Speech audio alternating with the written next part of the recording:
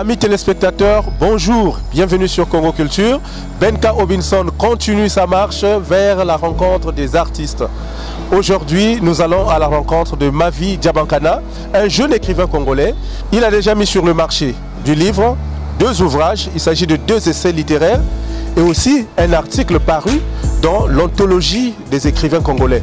Avec lui, nous allons parler de sa carrière, sa jeune carrière, puisqu'il s'agit encore d'un jeune qui débute dans l'art, mais qui a déjà fait ses premiers pas et qui est en train d'impressionner les auteurs, les jeunes auteurs ou les anciens, parce que Mavi Diabankana a choisi un genre littéraire qui n'est pas vraiment connu de tous, c'est l'essai. En tout cas, nous allons le rencontrer, il va nous parler de toutes ces choses. Ce sera donc à la rencontre de Mavi Diabankana avec Benka Robinson.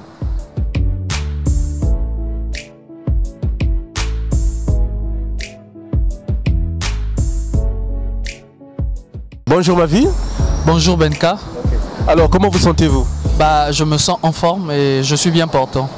Dites-nous Mavi, que représente la littérature pour vous? Que représente la littérature pour moi? Je dirais d'abord que beaucoup de gens s'étonnent déjà du fait que je me suis lancé dans l'écriture. Mais la littérature, pour moi, ne représente pas vraiment grand-chose, c'est étonnant, mais c'est beaucoup plus ce que j'ai à dire par rapport à ce que nous vivons dans la société, parce que je suis un grand observateur de la société, et raison pour laquelle je me suis orienté vers l'essai, parce que c'est ça, en fait, le but de l'écriture avec l'essai. Est-ce que vous pouvez nous dire d'où vous êtes venu ce goût de la littérature? Je dirais plutôt que la littérature, pour moi, c'est comme un moyen d'expression, une mission. Je dirais comme Martin Luther King, qui veut changer les choses, prend sa plume et écrit. Et c'est de là que m'est parti ce désir d'écrire. Parce que tout autour de moi, je cherchais quel est le moyen par lequel je pourrais faire passer mes idées, notamment en milieu jeune.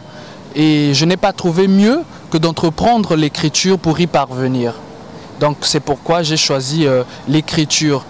Bien que ça étonne toujours les gens jusqu'à ce jour, mais j'y suis déjà et curieusement, j'ai comme l'impression que j'aurai toujours quelque chose à dire et je ne peux plus m'arrêter en quelque sorte. Étant donné que le monde évolue, nos sociétés changent et il y aura toujours des choses à dire par rapport à une situation quelconque donnée. Voilà. Alors, le déclic est arrivé à quel moment? Est-ce que c'est tout jeune?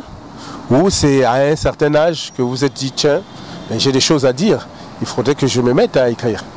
Voilà, tout jeune, je ne dirais pas, mais je reconnais que certaines personnes admettent en moi certaines facultés. Mais la littérature, l'écriture, je parlerai plutôt, je ne dirais pas littérature, mais je souhaiterais dire l'écriture. Voilà, l'écriture pour moi, c'est pas quelque chose qui vient de l'enfance. Mais c'est quand j'ai commencé à grandir, étant jeune, j'avais un idéal et par rapport aux situations, comme je l'ai dit tantôt, que nous vivons dans notre pays, en milieu jeune, je me suis dit qu'il est donc nécessaire pour moi de faire quelque chose. Mais comment ? Et il fallait entreprendre l'écriture pour y parvenir. Je me souviens encore, j'ai dit à une de mes collègues une fois, en première année, lorsque je préparais ma licence en pétrochimie, je lui ai dit simplement qu'un jour, tu liras mes écritures, tu liras mes livres. Elle a dit, mais je ne te sens pas, enfin, pourquoi tu le dis? Et voilà, et donc, c'est après avoir écrit que je me suis rendu compte que c'est quelque chose que je nourrissais depuis un depuis un certain moment et qui est en train de se matérialiser aujourd'hui. Donc, l'écriture, pour moi, a une source bien profonde, mais qui aujourd'hui jaillit, aujourd'hui, en fait, simplement. Voilà. Donc, c'est quelque chose qui était déjà en vous. Et dans votre entourage, ils ont quand même vu que ce jeune a quelque chose à dire, il écrit déjà, et donc vous entrevoyez déjà une carrière littéraire. Oui, il faut dire que j'ai une certaine logique qui est la mienne et que je souhaiterais, qui m'a toujours réussi, et que je souhaiterais aussi transmettre aux autres jeunes, parce que je me dis que si tous les jeunes pouvaient réfléchir comme certains qui sont aguerris, avisés, je crois que les choses pourraient changer, je dis pourraient échanger, pourraient évoluer en notre faveur, parce que il n'y a pas mieux qu'un jeune pour parler des jeunes, et donc je me suis dit, il va falloir que je fasse quelque chose. Mais aujourd'hui, je dirais que l'écriture, pour moi, ne se limite plus qu'à la jeunesse seulement, qu'à édifier la jeunesse. Mais l'écriture a pris une autre dimension parce que je fais incursion dans des domaines qui ne relèvent pas seulement de la jeunesse. Je fais incursion dans des domaines politiques, je fais incursion, voilà, dans plusieurs domaines, quitte à voir mon deuxième livre, justement, qui nous en dira davantage. Un jeune qui écrit pour des jeunes et qui finit par étendre sa plume sur des questions universelles, c'est quelque chose de très intéressant. Alors, dites-nous, à quand remonte votre première publication? C'est déjà quoi le titre et le contenu? Ma première publication remonte d'il y a 3 ans, en 2018. Bon, nous pouvons dire 2 ans et demi puisque c'est en novembre 2018. Et le premier titre, c'est Étude et optimisme, une combinaison rassurante, paru aux éditions d'Arrache. Voilà. Et de quoi est-ce que vous parlez? Quelle est la problématique que vous soulevez dans cette publication? Puisqu'il ne s'agit pas d'un roman, il s'agit d'un essai. C'est-à-dire que vous attaquez le mal à la source. C'est de quoi est-ce que vous parlez? J'aime me faire mal au tibia, entre guillemets, donc j'aime beaucoup réfléchir parce que déjà en tant que scientifique, je crois que les scientifiques le savent, que c'est la réflexion qui prime avant tout, et je me sentais déjà à l'aise dans l'essai et j'ai choisi d'écrire donc Étude et optimisme, une combinaison rassurante. Eh bien, ce livre, il s'adresse, comme le titre le dit, Étude et optimisme, une combinaison rassurante. Ce livre s'adresse aux jeunes. Je dirais que ce livre est une cure pour les jeunes, mais un rappel pour nos dirigeants. Parce que ce livre parle des études, ce livre parle de la pensée positive. Ce sont des questions qui sont soulevées pour parler de la jeunesse et non parler souvent avec la jeunesse. Voilà, on parle moins avec la jeunesse. Et moi, étant jeune, je dirais que c'est une grâce que j'ai reçue d'être avisé. Et je me suis dit que je ne voudrais pas être le seul avisé, j'aimerais aussi aviser les autres. Lorsque je réfléchis, je me suis dit que non, elle ne tient pas debout, cette pratique, ce raisonnement, il ne tient pas debout. Emmener justement à entreprendre l'écriture pour réintéresser justement les gens aux études. Je ne vais pas vous le cacher, ce matin en relisant mon livre moi-même, je me suis ragaillardi. J'ai encore appris parce que l'écriture c'est quelque chose qui vient de l'inspiration et l'inspiration est éloignée un peu du corporel. Chaque fois j'ai besoin de me ressourcer moi-même et quand je mange de mes écritures, et permettez-moi l'expression, je me resitue, si je peux utiliser le terme, j'essaie de me resituer face à certaines choses, voilà. Et les études qui sont abordées ici, ce n'est pas le cours ordinaire que nous connaissons, aller à l'école, voilà, mais il s'agit simplement d'apprendre. Pourquoi? Parce que nous en avons besoin, peu importe le domaine. Nous avons parlé de moi, je n'ai jamais entrepris l'écriture auparavant, mais c'est quelque chose que j'avais en moi, peut-être enfoui, mais nous avons parlé du talent, mais c'est quelque chose que j'ai su découvrir. Et aujourd'hui, quand j'écris, ce n'est pas pour prendre du zèle. C'est un moyen d'expression. Voilà, c'est un moyen d'expression, justement. Mais quand j'écris, il y a des gens qui sont étonnés, il y a des gens qui sont épatés, parce que c'est une première tentative et c'est quelque chose qui intéresse les gens. Donc, nous, population, nous devrions normalement essayer de voir qu'est-ce que je sais faire. C'est la question qu'on doit se poser. Il y a toute une ligne de questions dans l'ouvrage que les gens doivent se poser. Qu'est-ce que je sais faire? Et ce que je pourrais mieux faire s'inscrit dans le programme pour le développement du pays, parce qu'il ne faut pas faire quelque chose qui ne profitera pas à la nation, en quelque sorte. Il faut faire ce qui pourrait profiter à la nation. Si cela s'inscrit dans le programme, et là c'est là où devrait se faire l'accompagnement justement des gouvernants qui devraient logiquement détecter et booster par des mesures d'encouragement. Les mesures d'encouragement, c'est quoi? Il est brillant en physique, il est brillant en mathématiques. Nous pensons qu'il peut faire carrière là-dedans, ou encore à l'avenir s'orienter dans le génie civil, ou encore dans le bâtiment et tout. Donc il faut encourager, Très bien dit l'écrivain. Alors parlons de ce premier livre. Je pense que c'est un ouvrage à lire, parce que Le fond de la pensée vient d'être dévoilé. Les études devraient être un impératif. Il faut absolument les faire pour essayer de comprendre son environnement et surtout son domaine de compétence. Parce que même dans l'apprentissage, on peut se perdre. En tout cas, félicitations Mavi, parce que c'est un thème sur lequel nous allons certainement revenir lors de nos débats culturels. Mais vous ne vous êtes pas arrêté en si bon chemin. L'appétit venant en mangeant, il vous est venu à l'idée de lancer un deuxième ouvrage. C'était quoi déjà et en quelle année? L'appétit vient en mangeant justement parce que lorsqu'on rentre dans ce domaine, on a quelque chose à dire et on a toujours ce sentiment que ça ne suffit pas. On a toujours ce sentiment que sa voix ne porte pas encore assez pour être entendue. La satisfaction vient du fait que toujours en observant, nous voyons des changements, nous voyons l'évolution, nous voyons un changement de comportement, voilà, et tout, voilà. Mais nous sommes toujours en attente des exemplaires que nous avons commandés au niveau de l'Europe pour les ramener à Brazzaville et organiser une cérémonie de présentation de dédicace, pourquoi pas en la présence de Congo Culture, voilà. Alors, parlez-nous maintenant de ce deuxième ouvrage. Déjà, nous avons apprécié la ligne que vous avez pu opter pour le premier ouvrage. Maintenant, dans le deuxième ouvrage, vous dénoncez quel fait? Le deuxième ouvrage, comme j'ai dit, le premier, il était beaucoup plus centré sur la jeunesse et ses maux et les problèmes. Bon, mais la jeunesse, c'est pour le dire, hein, mais sinon, c'est quelque chose qui intéresse tout le monde, parce que tout le monde doit apprendre, comme je l'ai dit tantôt. Et le deuxième ouvrage, il est beaucoup plus d'ordre moral et éthique. Voilà, et il est aussi beaucoup plus d'ordre culturel. Parce que le deuxième ouvrage aborde des questions beaucoup plus liées à la personne humaine. Permettez-moi de dire que j'ai eu la chance de connaître l'homme avant même d'être homme, de connaître le Congolais en particulier avant même que je ne sois moi-même homme, homme en stature bien sûr.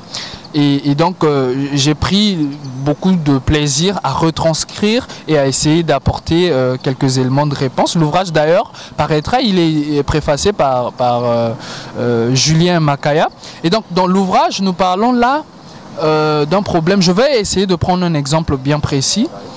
Lorsque nous parlons du problème culturel, nous parlons là de la perte d'identité. Nous les jeunes qui essayons de nous identifier à la française, à l'américaine, et oublions que nous avons des souches, des racines. Voilà, je le dis comme ça, mais je fais partie justement aussi, c'est comme un cri d'alarme, parce que moi-même je me suis rendu compte que je fais partie de cette jeunesse qui ne sait pratiquement rien de mon pays, qui ne sait pratiquement rien du Congo profond. Tout à fait acculturé. Voilà, tout à fait acculturé. Et je le dis si bien que le sentiment redouté est déjà présent. Ce qui fait de moi un Africain aujourd'hui, ce n'est que la couleur dermique de ma peau. Mais je m'exprime en français, je réfléchis en français, j'essaye de faire comme... Voilà. Le complexe de l'étranger nous habite. Voilà, le complexe de l'étranger nous habite et ce qui nous a dépaysés. Je n'aimerais pas en dire long parce que c'est quelque chose qui arrive. Exactement. Et c'est quelque chose de très profond. Mais j'aimerais quand même aborder un deuxième point qui est... j'ai essayé un peu de philosopher sur la question de dire ramenons nos esprits en Afrique. Vous savez... C'est une prise de conscience. Voilà. Mais c'est beaucoup plus pour essayer de vaincre le présentéisme. Vous savez, nous sommes là, mais nous ne sommes pas là en quelque sorte. On est congolais, certes, de nationalité peut-être, enfin d'origine, parce qu'aujourd'hui on peut bien essayer de prendre une autre nationalité. Oui. On est congolais d'origine, nous sommes là, mais en fait nous ne sommes pas là. C'est-à-dire nous ne voyons pas, peut-être, je me suis posé cette question, qu'est-ce qui fait que je vois les problèmes qui vont de travers? Je sais qu'il y en a de ceux qui voient, mais qui font semblant. Et peut-être tout simplement aussi parce que leurs regards sont portés ailleurs. Ils savent qu'à un certain moment donné, ils peuvent aller prendre refuge à l'étranger. Mais tout le monde ne peut pas aller prendre refuge à l'étranger, par exemple. Ramenons nos esprits en Afrique, c'est pour vaincre le présentéisme. C'est-à-dire ramener nos idées ici. Nous sommes là, mais nous sommes déjà ailleurs. Le Congo est simplement, je dirais, un marchepied pour bon nombre de Congolais, et tout simplement parce qu'ils se disent que bah mais moi c'est pas ici hein, ma carrière, un vrai comme vous le précisez. Voilà, un tremplin, refaire l'image, le tremplin de la génération étonnante, voilà. Donc on se dit, moi ça me fait mal de remarquer que des écrivains, des culturels, des artistes s'expriment mieux à l'étranger que chez soi. On a toujours tendance à dire « Ah, mais tiens, avec ton talent là, si tu te retrouvais à l'étranger, okay, voilà, tu aurais mieux fait et tu serais vraiment... tu serais à un niveau vraiment aussi élevé. » Bon, mais quelque part, pour tout vous dire, ça m'énerve. Mais est-ce que c'est pas aussi vrai parce que ici les conditions ne sont pas réunies pour que la personne puisse s'épanouir et montrer toute l'étendue de son talent? Parce que lorsque vous n'êtes pas reconnu à votre juste valeur et qu'à l'étranger, quand vous remettez à votre place, vous ne pensez pas que c'est une situation qui permet à la personne d'atteindre ses objectifs, c'est-à-dire que s'exprimer librement, parce que dans la littérature, il y a aussi un problème, c'est l'expression. Lorsque vous pouvez dénoncer certains faits ici sur place, ça peut aussi vous attirer des ennuis. Mais lorsqu'on se retrouve à l'extérieur, parfois on le dit plus aisément et sans être inquiété. Est-ce que c'est pas aussi dans ce sens-là? Moi, je pense que j'ai abordé le deuxième chapitre. Le premier chapitre du livre, c'est parce que le livre, il comporte 10 chapitres. Le premier, c'est reconnaissons-le. Le deuxième, c'est la crise de confiance. Je crois que vous soulevez là un point très crucial, tout simplement parce que nous sommes en manque de confiance. La confiance mutuelle n'existe pas, en fait, entre Congolais. Le Congolais a plus... Je ne veux pas, ce n'est pas une forme de xénophobie, mais j'aimerais simplement dire que le Congolais a plus peur du Congolais que de l'étranger en fait sur son sol. Le Congolais préfère mieux s'allier à un étranger qu'à un Congolais, qu'à un autre Congolais. Mais vous n'êtes pas sans savoir que sous d'autres cieux, sur le continent africain, cela ne se passe pas comme ça. Et donc, c'est une réalité propre à nous. Voilà, c'est une réalité propre à nous et qu'il faut, c'est pourquoi je la dénonce, simplement pour qu'elle soit vue et pour que les choses soient recadrées. Je ne me vois pas en tant qu'une personne qui peut apporter le changement, mais je me vois comme un initiateur du changement, un précurseur peut-être par ma voix, et par ce que les autres pourront entreprendre par rapport à ce qui est dit de moi ou par rapport à ce qu'ils savent eux-mêmes, ils pourront en ce moment-là booster les choses. Oui, c'est une réalité, c'est vrai, dénoncer ces choses pose problème dans notre pays, mais c'est parce que le monde culturel lui-même, il n'est pas soudé. Le monde culturel n'est pas soudé. Je disais tantôt dans le livre, dans Refaire l'image, que les jeunes s'identifient beaucoup plus, les jeunes maîtrisent mieux les politiques que les intellectuels, que les culturels. À la question de savoir qui est le député, par exemple, je sais pas moi, d'une circonscription de Brazzaville, tout de suite on dira. Mais si on pose la question, est-ce que vous connaissez par exemple un écrivain qui répond au nom de Julien Makaya? Ce serait dur à dire. Qui répond au nom de Sonny Nzaou? Je ne pense pas. Gaëtan Ngwa ou encore Mavi Diabonkana? Ce serait difficile à dire. Et donc l'écrivain, il écrit... apparemment, l'écrivain n'a que... Il est dans l'anonymat. Voilà, il est dans l'anonymat et il n'a que l'écriture. En fait, à part l'écriture, il n'a rien d'autre. Or, comme arme. Or, l'écriture... à défaut d'être complètement mis de côté sans avoir à être examiné, devrait faire l'objet des critiques et d'adaptation au programme d'études. Parce que les écrivains qui sont au Congo écrivent en fonction des réalités qui sont les leurs. Et donc c'est mieux de mettre à profit cela pour préparer des générations futures. Cela devrait être une succession en fait. Cela devrait être une succession. Mais malheureusement ce n'est pas le cas ici chez nous. Et là où ça me blesse, c'est simplement lorsqu'on dit, je ne me blesse pas, mais j'ai mal, j'ai pitié, mais parfois j'ai un sentiment de vouloir partir aussi parce que je me dis qu'ailleurs je pourrais mieux m'exprimer. Voilà. Donc c'est une tentation pour tout le monde. Voilà, c'est une tentation pour tout le monde. D'autant plus qu'en tant que Congolais, nous savons bien que l'individuel l'emporte sur le collectif. Voilà, et donc quand une opportunité comme ça se présente pour un auteur, pour un écrivain ou pour un culturel quelconque, il est obligé de la saisir. Et on oublie ses racines. Parce que là-bas, on a laissé les autres en difficulté. Quitte à laisser les autres en difficulté. Pourtant, lorsqu'on est dans la société, ce que nous faisons, nous sommes en quelque sorte des éclaireurs pour revenir à l'ancien temps, parce que l'ancien temps, au temps des Pythagore, ils vous diront, les philosophes, eh bien la société était composée des décideurs, des intellectuels, c'est-à-dire des personnes qui apportent des idées, qui éclairent justement de ceux qui dirigent. Voilà. Et ensuite, il y a de ceux qui sont là, des gendarmes, en fait, pour mettre de l'ordre. Donc chacun y a sa place. Voilà, chacun y a sa place. Le politique est autant important que le culturel ou que l'intellectuel. Mais il ne faut pas que l'intellectuel, par manque de moyens, s'avilie ou se mette à déifier certains politiques, tout simplement parce qu'on a besoin d'un financement pour produire ses ouvrages. Tout simplement parce qu'on a besoin d'un financement. Vous voyez, quoi que nous écrivions, quoi que nous disions, cela est multiplié par 0. Alors, Mavi, après 2 essais, tu comptes certainement sortir un 3e ouvrage. Est-ce que vous continuez avec les essais ou est-ce que vous allez prendre un autre genre? L'homme est un tout. Notamment, nous avons vu Pierre Tsemou publier son premier essai et la tentation aussi est grande pour ma part de pouvoir publier un roman. La roman, c'est la conquête pour moi. Et donc, le 3e, peut-être que ça sera un roman. Voilà. Merci. Mais en dehors de ces 2 publications, vous avez aussi publié dans une anthologie. Vous avez publié un article, c'était déjà quoi le titre? Ouais, j'ai publié dans l'anthologie des écrivains congolais au sujet de la pandémie. Le titre, c'est Du chaos du coronavirus à l'éclosion d'un monde nouveau.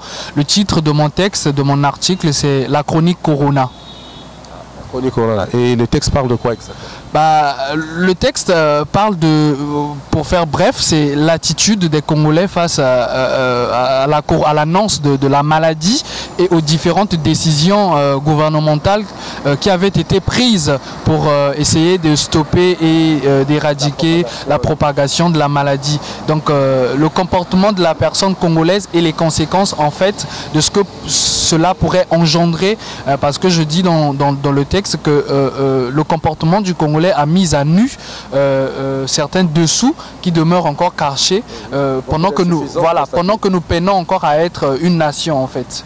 Voilà. Alors, vous avez pratiquement tout dit sur vos 2 ouvrages. C'était pour nous vraiment l'essentiel de cette rencontre parce que en tant que jeune écrivain, lorsque vous parvenez à produire de telles œuvres, il faut donc les mettre en valeur pour que ceux qui sont amoureux de la littérature puissent s'en procurer et surtout susciter cette envie de lire parce que dans les 2 essais, vous abordez des sujets très pertinents et vous apportez des approches de solutions d'une haute qualité, ce qui naturellement fait de vous un veilleur sur la société et vous alertez justement la société contre ses antivaleurs. Nous sommes quasiment arrivés à la fin de cette émission. Le dernier mot vous revient. J'aimerais premièrement dire merci à Congo Culture et à Benka qui me reçoit à son émission. Merci, j'espère qu'il y en aura d'autres, des occasions. Et en ce qui concerne les ouvrages, nous l'avons dit tantôt, le 2e livre, nous aurons bientôt les ouvrages et nous pourrons communiquer avec Congo Culture la date de présentation et de dédicace de livres. Et nous pourrons dire qu'une fois les livres sur Brazzaville, on pourrait les trouver auprès de moi-même personnellement ou encore à la FNAC, à la FNAC aussi on pourra trouver les livres. En ce qui concerne le premier ouvrage, les gens pourraient aussi passer des commandes. Nous allons aussi faire venir un lot en ce qui concerne le premier parce que les lots que nous avons fait venir sont épuisés, nous ne les avons plus et donc nous pourrons les faire venir. Voilà. Et donc j'encouragerais vraiment toutes les personnes désireuses d'un changement visible, d'un changement net dans le pays. On ne dit pas que tout est mal, hein, mais vous avez remarqué que j'ai ciblé des points pourtant où il y a problème. Donc justement, nous avons besoin de l'apport de tous. Et l'apport de tous, c'est en essayant de lire la pensée de l'autre, pourquoi pas la surpasser, cette pensée, la confronter avec votre façon de faire, justement comme ça, nous allons pouvoir aller de l'avant. Et donc j'encourage les gens à se procurer et merci à vous encore une fois de plus. Et j'aimerais faire un petit coucou à Emeraude Kouka, qui est un ami de Plume aussi. Bien qui va aussi passer à la rencontre, dans l'émission, à la rencontre de... Ah, en tout cas, je lui souhaite une très bonne émission. Je le connais, je sais qu'il sera à la hauteur des attentes. Et je salue, en quelque sorte, je ne peux pas citer tout le monde, voilà, mais je salue tous les écrivains de notre pays, toutes les personnes qui font de leur mieux pour essayer de porter la pierre à l'édifice. Et nous pensons qu'à l'avenir, les écrivains ne seront plus marginalisés et la voix des écrivains sera portée vraiment haut. Voilà. Et mes salutations à ma famille et à mon grand frère Beka Yalonik. Voilà. Merci, c'est bien dit. Nous étions donc à la rencontre de Mavi Djabakana. Vous avez découvert l'homme à travers sa double casquette, d'abord de scientifique, mais aussi de littéraire, puisqu'il nous a parlé beaucoup plus de ses œuvres littéraires. Nous rappelons donc qu'il est l'auteur de 2 ouvrages. Il s'agit des essais et aussi auteur d'un article publié dans une anthologie de la littérature congolaise. Merci de nous avoir suivis. Je pense que la semaine prochaine, nous irons à la rencontre d'un autre écrivain, d'un autre artiste, d'un autre culturel. Et vous aurez donc la possibilité de découvrir, comme nous le faisons toujours, nos artistes de ce pays, ceux qui font la pluie et le beau temps, et surtout qui portent l'étendard de notre pays vers le haut. Je suis Ben Robinson, je vous dis au revoir et à la semaine prochaine.